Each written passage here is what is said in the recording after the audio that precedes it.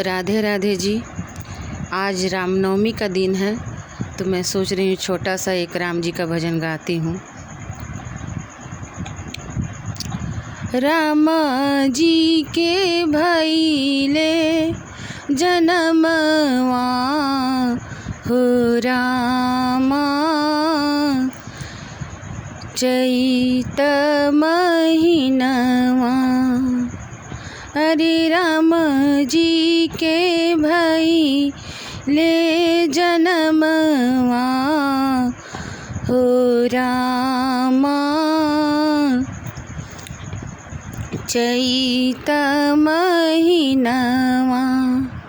चैत महीनवा हो नवमी शुभ दिनवा।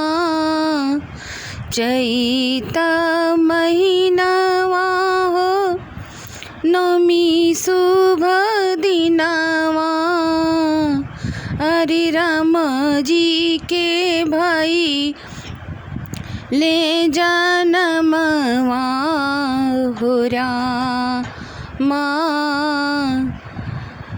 नवमी शुभ दिनवा। राजा दशरथ जी अवध लुटावे। राजा दशरथ जी अवध लुटावे। अरे तीनों रनिया लेती बलैया हो रामा, नवमी शुभ दिनवा।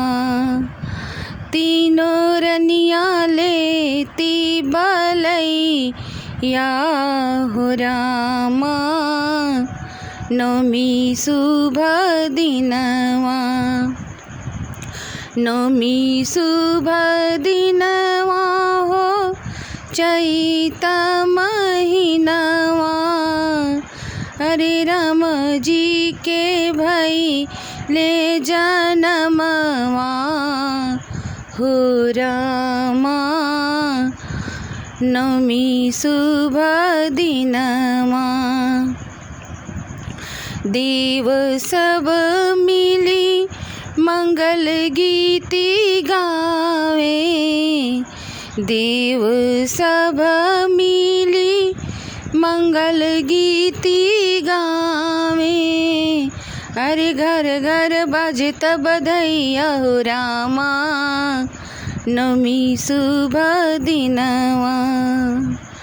अरे घर घर बाजत बधैया हो रामा, नवमी शुभ दिनवा।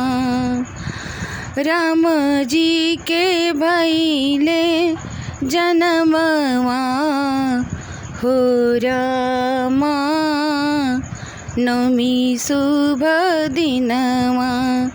नवमी शुभ दिनवा हो चैत महीनवा।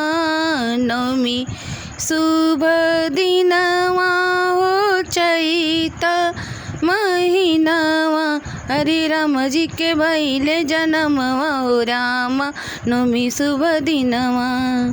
अरे घर घर बाजत बधैया हो रामा, नवमी शुभ दिनवा।